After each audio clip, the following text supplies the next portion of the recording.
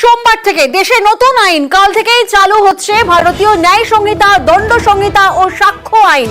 বিরোধীদের আপত্তি অগ্রাহ্য করে কাল থেকে নতুন বিচার প্রক্রিয়া। নয়া আইনে রাষ্ট্রদ্রোহে কড়া ব্যবস্থা। নয়া আইনে পুলিশকেও বাড়তি ক্ষমতা দেওয়া হচ্ছে। আপনাদেরকে জানিয়ে রাখি, বৃহত্তর স্বার্থে কোনো ব্যক্তিকে পরোয়ানা ছাড়াই গ্রেফতারে ছাড়, হেফাজত ও চার্জশিট জমার মেয়াদ বাড়ানো হয়েছে।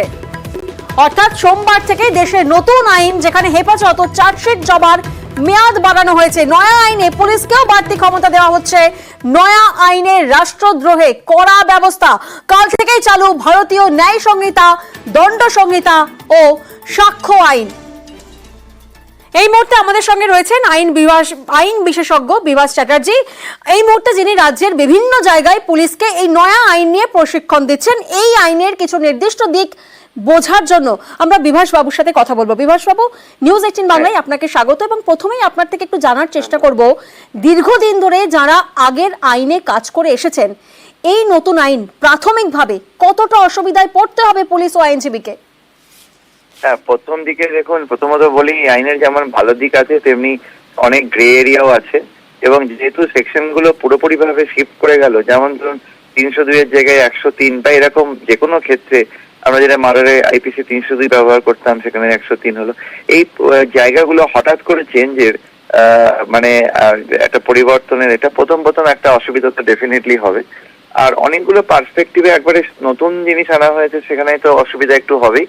আর টেকনোলজিকে সেইভাবে ইনফ্রাস্ট্রাকচার সেভাবে তৈরি না করে এই আইনটা আনার ফলে কিছু কিছু জায়গায় খুব বড় সমস্যা হবে। যেমন সার্চ অ্যান্ড সিজার বা অন্যান্য জায়গা ক্ষেত্রে যে অডিও ভিডিও রেকর্ড করতে বলা হচ্ছে, সেখানে অনেক আয়োদের আছে মোবাইল থাকলেও সেই মোবাইল থেকে কপি করে সেটার 2 কপি করে একটা ডিস্ট্রিক্ট ম্যাজিস্ট্রেটের কাছে, একটা সাব ডিভিশনাল ম্যাজিস্ট্রেটকে পাঠানো।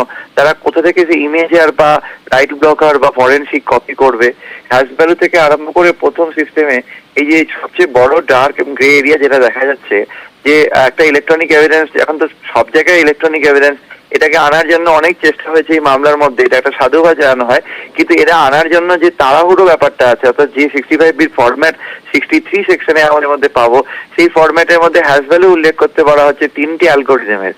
তো এই MD5 SHA-1 এবং SHA-256 অ্যালগোরিদমে এই হ্যাশ ভ্যালু ক্যালকুলেট করতে সাধারণ মানুষ যাদের কাস্টডি থেকে এভিডেন্স দেওয়া হচ্ছে, তারা সিসিটিভি ফুটেজ দিচ্ছে বা কোনোভাবে মোবাইল দিচ্ছে, তারা কোত্থেকে এটা ক্যালকুলেট করবে? এই প্র্যাকটিক্যাল জায়গাটা কিন্তু বিরাট বড় একটা ভয়েড বা অন্ধকার জায়গা রয়েছে। তারপরেই আজকে রাত্রি 12টার পর থেকে আইন কার্যকরী হতে চলেছে। এটা আমাদের জন্য সবার একটা চিন্তার। বিভাসবাবু, আরো একটি বিষয় একটু আপনার থেকে বোঝার চেষ্টা করবো। এই যে নয়া আইন, সেক্ষেত্রে পুলিশকেও বাড়তি ক্ষমতা দেওয়া হচ্ছে। এতদিন ধরে পুলিশের বিরুদ্ধে মানবাধিকার লঙ্ঘন মামলার ক্ষেত্রে আমরা ডিকে বোস মামলার উদাহরণ দিতাম, তাহলে কি সেটা আর কার্যকর হবে না? না, কিছু কিছু ক্ষেত্রে ডেফিনেটলি পুলিশকে, যেটা আপনি বলছেন আমি একমত, পুলিশকে অনেক পাওয়ার দেওয়া হচ্ছে। কিন্তু একটা জিনিস আমরা সবাই জানি, যে uneasy lies on the head of the king. যার যত ক্ষমতা তার তত রেসপন্সিবিলিটি। এটা সারা ওয়েস্ট বেঙ্গলের পুলিশ অফিসারদের, অন্তত আমি চেষ্টা করছি কদিন ধরে এগুলো নিয়ে এক্সপ্লেন করার জন্য, যে তাদের প্রচুর কমপ্লায়েন্স আছে। কিছু কিছু জায়গায় ডেফিনেটলি ক্লিয়ার হয়েছে, যেমন ধরুন হ্যান্ডকাফ পরিয়ে আসামিকে নিয়ে আসার ক্ষেত্রে কিছু কিছু অফেন্সের ক্ষেত্রে কিন্তু মানে ছাড় দেওয়া হয়েছে। যে হ্যাবিচুয়াল অফেন্ডার, সিরিয়াস অফেন্ডার, তাদের ক্ষেত্রে কিন্তু হ্যান্ডকাফ ব্যবহার করা আবার নতুন করে ফিরে এলো, যেটা হিউম্যান রাইটস ভায়োলেশন বলে আমরা মনে করতাম। এইরকম আরো অনেকগুলো জায়গা রয়েছে যেখানে পুলিশকে, যেমন আমরা যদি চ্যাপ্টার 12 অফ দিস BNSS দেখি, নতুন যে CRPC, তাদের দেখবো যে প্রহিবিটিভ অর্ডারের ক্ষেত্রে পুলিশের কোনো লফুল কাজে প্রত্যেক ক্ষেত্রে যদি পুলিশের মনে করে কেউ বাধা দিচ্ছে, তাকে ওখান থেকে রিমুভ করা, তাকে কাস্টডিতে নেওয়া, এবং তারপর তাকে ওই পুরো পার্টটা কমপ্লিট হয়ে যাওয়ার পর 24 ঘন্টা পর তাকে ছেড়ে দেওয়া। এই বিভিন্ন রকমের পাওয়ার পুলিশের হাতে প্রচুর পরিমাণে আসছে। কিন্তু ইটসেলফ পুলিশ অফিসাররাও হয়তো খুব একটা স্বস্তিতে নেই। তাদের কাছে যে টেকনোলজির ব্যাপারটা বা কমপ্লায়েন্স ব্যাপারটা, স্পেশালি আবার আমি রিপিট করছি, যে ইলেকট্রনিক এভিডেন্স নেওয়ার ক্ষেত্রে, সার্চ অ্যান্ড সিজারের ক্ষেত্রে কোথায় আছে এত ইনফ্রাস্ট্রাকচার প্রত্যেকটা থানাতে, যে তারা প্রত্যেকটা জিনিসকে এইভাবে সার্চ অ্যান্ড সিজার করে নিতে পারবে? প্রচুর কনফিউশন তৈরি হয়েছে। প্রত্যন্ত ধরুন আমি তারা ওয়েস্ট বেঙ্গলের একবারে প্রত্যন্ত জায়গাগুলোতে ঘুরে বেড়াচ্ছি এবং তাদেরকে ট্রেনিং দেওয়ার চেষ্টা করছি, এবং সেখানে আমি দেখছি যে ইনভেস্টিগেটিং এজেন্সির কাছে, যাদের কাছে ইনফ্রাস্ট্রাকচার নেই, তারা অনেক কষ্টসৃষ্ট করে ইনভেস্টিগেশন চালিয়ে যাচ্ছে। এখন এই সফিস্টিকেটেড টেকনোলজির যুগে আমরা শুনলাম গভর্নমেন্ট অফ ইন্ডিয়া একটা অ্যাপের কথা বলছে, সাক্ষ্য অ্যাপ, এবং তাতে এই সমস্ত সার্চ অ্যান্ড সিজারকে ক্লাউড সার্ভারে আপলোড করা হবে। এই জায়গাতে আমরা এখনো জানি অনেক ক্ষেত্রে এখনো অনেক এএসআই র্যাঙ্কের অফিসার বা বিলো লেভেল অফিসার আছে যারা মোবাইলকে ঠিক মতো অপারেট করতে পারে না। তাদের হাতে স্মার্টফোন দিয়ে পিওতে গিয়ে সার্চ অ্যান্ড সিজারকে ডিজিটাইজ করে ডিজিটাল রেকর্ড করা এবং তারপর তার কপি সঙ্গে সঙ্গে বা 48 ঘন্টার মধ্যে পাঠিয়ে দেওয়া কম্পিটেন্ট অথরিটির কাছে। তার এতগুলো কপি কোথায় থেকে হবে, তার ক্লোন কপি কোথায় হবে, কোথায় প্রত্যেক থানায় বা প্রত্যেক ডিস্ট্রিক্টে আইট ব্লকার রয়েছে, কোথায় হ্যাশ ভ্যালু ক্যালকুলেশন করার ক্ষেত্রে অথেন্টিক সফটওয়্যারের প্রয়োজন আছে। কারণ যেখানে অথেন্টিক সফটওয়্যার আসবে সেখানে লাইসেন্স ভার্সন কিনতে হবে, সেই লাইসেন্সকে রিনিউয়াল করতে হবে। এরকম অনেক অনেক ইনফ্রাস্ট্রাকচার ইস্যু আছে যেটা কাল থেকে আমরা হয়তো ফেস করতে শুরু করব। আচ্ছা বিভাসবাবু, আরো একটি বিষয় একটু বোঝার চেষ্টা করব আপনার থেকে। হেফাজত ও চার্জশিট জমার মেয়াদ বাড়ানো হয়েছে, অর্থাৎ হেফাজতে রাখার ক্ষেত্রে নির্দিষ্ট সময়সীমার কথা বলা হচ্ছে। এটা কতদূর সাধারণ মানুষের কাজে আসবে? না, এটা যেটা হয়েছে আমাদের 1992 কুলকানি জাজমেন্ট এবং 20 সান্তাল 2023 এই জাজমেন্টের পর দেখা গেছে যে ইনভেস্টিগেটিং অফিসার কোনো আসামিকে অ্যারেস্ট করলে অ্যারেস্ট করার পর প্রথম 15 দিনের পর সে পিসি পিরিয়ড পিছিয়ে নিতে পারে না। কিন্তু 20 সান্তাল জাজমেন্টে 55 দিনের মাথায় পিসি পিরিয়ড নেওয়ার বলার পরে এখন যে আইনটা আমাদের সামনে আসছে যে মামলাগুলো 10 বছরের নিচে সাজা, যেখানে স্ট্যাচুটারি পিরিয়ড হচ্ছে 60 ডেজ, 60 ডেজের মধ্যে চার্জশিট না দিলে বেল হয়ে যায়, সেই ক্ষেত্রে 40 দিন পর্যন্ত আয়ও চাইলে পিসি প্রেয়ার করতে পারে। আবার যে কেসগুলো 10 বছর বা তার বেশি যে সাজা আছে সেই কেসগুলোর ক্ষেত্রে 90 দিন স্ট্যাচুটারি পিরিয়ড, 60 দিন পর্যন্ত পুলিশ কিন্তু পিসি প্রেয়ার করতে পারে। তবে এই ব্যাপারে একটা আইনের মানে আরো পড়াশোনা করলে আমরা বুঝবো যে আইনে একটা খুব সুন্দর সেফগার্ড দিয়েছে সাধারণ মানুষকে ক্ষেত্রে, যাদেরকে এইভাবে ভোগানো হবে তাদের ক্ষেত্রে। সেটা হলো যে যদি কোনো ব্যক্তি রাজ্যের তরফে বা স্টেট তরফে বা পুলিশ অথরিটি গিয়ে বলে যে আমার এখনো পিসি পেয়ার নেওয়া বাকি আছে, এখনো 40 দিন কি 60 দিন হয়নি, সেক্ষেত্রে কিন্তু এটা বেল রিজেকশনের কিন্তু কোনো গ্রাউন্ড হবে না। এখানে কিন্তু আসামি পক্ষকে বেনিফিট দেওয়া হয়েছে। বেলের ক্ষেত্রে আরেকটা বেনিফিট দেওয়া হয়েছে, সেটা হচ্ছে যে যারা প্রথমবার ক্রাইম করছে তাদের জন্য কিন্তু তাদের এই টোটাল পানিশমেন্টের ট্রায়াল চলাকালীন 1/3 অংশ কাস্টডিতে কাটিয়ে দেয়, তাদের কিন্তু ম্যান্ডেটারিলি বেল দিতে হবে, রিলিজ করে দিতে হবে। এবং ভিকটিম বা কমপ্লেনেন্টের ক্ষেত্রে কিন্তু কিছু ভালো জায়গায় এসছে। যেমন ধরুন ইনভেস্টিগেশন চলাকালীন 90 দিন কমপ্লিট হয়ে গেলে ইনভেস্টিগেশনে কি প্রোগ্রেস ভিকটিমকে এবং কমপ্লেনকে জানাতে হবে। এবং কপি দেওয়ার ক্ষেত্রে আগে আসামি ছিল, এখন ভিকটিম কমপ্লেনকেও কপি দিতে হবে। আর সবচেয়ে ইন্টারেস্টিং জিনিস হচ্ছে আমরা যেটা খুব দেখে এসেছি পলিটিক্যালি মোটিভেটেড কেস বা অন্য ধরনের কেসগুলো অনেক ক্ষেত্রে আমরা দেখেছি যে অনেক ক্ষেত্রে পরবর্তীকালে স্টেট গভর্নমেন্ট প্রসিকিউশনকে ডাইরেকশন দিয়ে অনেক কেস তুলে নিতে চায়, সেগুলো কিন্তু এখন আর হবে না। কারণ দেখা যাচ্ছে যদি ভিকটিম বা কমপ্লেনের বাধা দেয় তাহলে সেই তাকে না শুনে কিন্তু কোনো কমপ্লেন করা যাবে না। আর ভালো দিক আরো কিছু আছে, যেমন কোর্ট কমপ্লেন কেস বা ফাইল আপ, এত কেস রয়েছে, মানুষের অনেক ফলস কেসও অনেকের নামে করেছে, পাহাড় জমে আছে মামলা। সেক্ষেত্রে 7 বছরের নিচের অফেন্সের ক্ষেত্রে একটা প্রিলিমিনারি এনকোয়ারির প্রভিশন দেওয়া হলো। ডিএসপি লেভেল মিনিমাম অফিসারের পারমিশন নিয়ে 14 দিনের টাইমের মধ্যে প্রিলিমিনারি এনকোয়ারি করতে পারবে ইনভেস্টিগেটিং অফিসার। এবং সে যদি মনে করে যে কমপ্লেনে কোনো সারবত্তা নেই, সেক্ষেত্রে কিন্তু সে ওই কমপ্লেন আবার মানে ইনভেস্টিগেশনের দিকে আর প্রসিড করবে না। এরকম বেশ কিছু কিছু জায়গা আছে। একটা ভালো জায়গা অবশ্যই আছে, সেটা হচ্ছে টাইম বাউন্ড সমস্ত প্রসিজিওর গুলো হবে। অর্থাৎ ইনভেস্টিগেশন শেষ হবার পরে কপি দেওয়া 14 দিনের মধ্যে আসামিকে কপি দিতে হবে।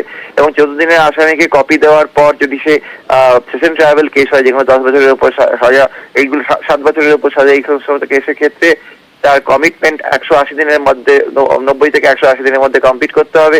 অনেক বড় বড় কেসে এই কমিটমেন্ট ডিলে হওয়ার জন্য হিনিয়াস ক্রাইমের ক্ষেত্রে বড় বড় আসামিরা ছাড়া পেয়ে যায়। এই পার্টগুলো বিভিন্ন জায়গায় আছে।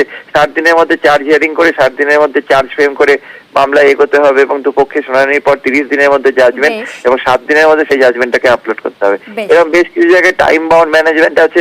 অনেক ক্ষেত্রে আমরা দেখেছি অভিযোগ করে ইনভেস্টিগেটিং এজেন্সি আসামিদের কাস্টডিতে মারধর করে বা তাদেরকে টর্চার করে। এক্ষেত্রে এখন নতুন আইন যেটা আছে, তাদেরকে ডাক্তারবাবুদের বলা হয়েছে যে যখন অ্যাকিউজড পারসন আসে, অ্যারেস্টেড পারসনকে আপনারা এক্সামিন করবেন, তখন কবেকার ইনজুরি সেটাও বলতে হবে। বেশ, কতটা পুরনো ইনজুরি।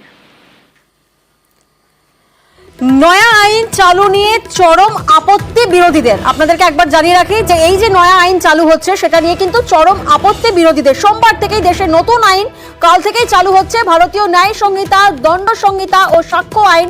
আর এই নয়া আইন চালু নিয়ে চরম আপত্তি বিরোধীদের। শীতকালীন অধিবেশনে সংসদে 146 জন সাংসদকে সাসপেন্ড করে আইন পাশ করে এবং আলোচনার দাবিতে সংসদে মুলতবি প্রস্তাবে নোটিশও দিয়েছে কংগ্রেস এবং এই নয়া আইন এখনই চালু না করার দাবি জানিয়ে চিঠি দিয়েছেন মমতা বন্দ্যোপাধ্যায়। এই মুহূর্তে আমাদের সঙ্গে রয়েছেন অ্যাডভোকেট জেনারেল মিজোরাম বিশ্বজিৎ দেব। বিশ্বজিৎ বাবু, প্রথমেই আপনার থেকে যে বিষয়টা একটু জানার চেষ্টা করব, কোথায় আপত্তি বিরোধী শিবিরের? দেখুন, আপনাকে বলি, এই আইনটা পার্লামেন্টে পাস করার আগে বিরোধীদের সাথে কোনো আলোচনা করা হয়নি। একতরফা ভাবে 146 জন সাংসদকে সাসপেন্ড করে দিয়ে একতরফা ভাবে এই আইনটা কোনো আলোচনা ছাড়া পাস করানো হয়েছিল। এটা এক নম্বর। দ্বিতীয় কথা হচ্ছে, এই আইনটা প্র্যাকটিক্যালি ব্রিটিশ সাম্রাজ্যের সময় কয়েকটি ক্ষেত্রে যেমনি একটা ড্রাকোনিয়ান ল ছিল, কয়েকটি ক্ষেত্রে আমরা দেখতে পাচ্ছি যে বিভিন্ন ধরনের ধারা যেভাবে যোগ করা হয়েছে সেগুলো কিন্তু অত্যন্ত বিপজ্জনক, এক নম্বর। এবং দ্বিতীয় কথা, এই ধারাগুলো যে কোনো সময় সরকার কিন্তু বিরোধীদের ওপর নানান অসুবিধায় কিন্তু ব্যবহার করতে পারে। সব থেকে বড় কথা আমি আপনাকে বলি, আজকে অর্থাৎ 30শে জুন রাত্রির 11:59 অব্দি পুরনো 3টে ধারায়, মানে Indian penal code, criminal procedure code এবং এভিডেন্স অ্যাক্ট অনুযায়ী সমস্ত মামলা কিন্তু দায়ের হবে এবং বিচার হবে। 11:59 রাত্রির 12টাকেই হয়ে গেল মিডনাইট। সেই মুহূর্ত থেকে 1 সেকেন্ড পরের থেকেই কিন্তু নতুন 3টে ধারায়, নতুন 3টে আইনে কিন্তু মামলা রুজু হবে এবং মামলার কাজ পরিচালনা হবে। এবারে দেখুন, সারা ভারতবর্ষে magistrate court, sessions court, high court এবং সর্বোচ্চ আদালত মানে সুপ্রিম কোর্টেও লক্ষ লক্ষ মামলা পেন্ডিং পুরনো আইনে। মানে সারা দেশের মামলা যদি আমরা ধরি তাহলে অন্তত 2 থেকে 2.5 কোটি মামলা পেন্ডিং সারা ভারতবর্ষে, ম্যাজিস্ট্রেট কোর্ট থেকে নিয়ে সুপ্রিম কোর্ট অব্দি প্রত্যেকটা রাজ্য মিলিয়ে। এই মামলাগুলো তো বন্ধ করা যাবে না। এই মামলাগুলো পুরনো আইনে কিন্তু প্যারালালি চলবে নতুন মামলার সাথে। আগামীকাল থেকে যে নতুন মামলা এই 3টে আইনের বলে যে রেজিস্টার্ড হবে, তার ভিত্তিতে যেমনি নতুন আইনে এই সব মামলা বিচার হবে, সাইমালটেনিয়াসলি এই পুরনো মামলা যেগুলো পেন্ডিং হয়ে আছে, এই 2.5 কোটি মামলা সারা দেশে একসাথে কিন্তু সেই মামলাও চলবে। মানে পুরো ক্রিমিনাল জাস্টিস সিস্টেমটা কিন্তু ফেল করবে। আগামী 20 বছর কিন্তু এটাকে কিন্তু কোনোভাবে একদম, অর্থাৎ পুরনো আইনে রুজু হওয়া বকেয়া মামলাও বিভিন্ন আদালতে ঝুলে, ফলে পুরনো মামলার কি হবে তাই নিয়েই প্রশ্ন উঠছে। ধন্যবাদ বিশ্বজিৎ বাবু।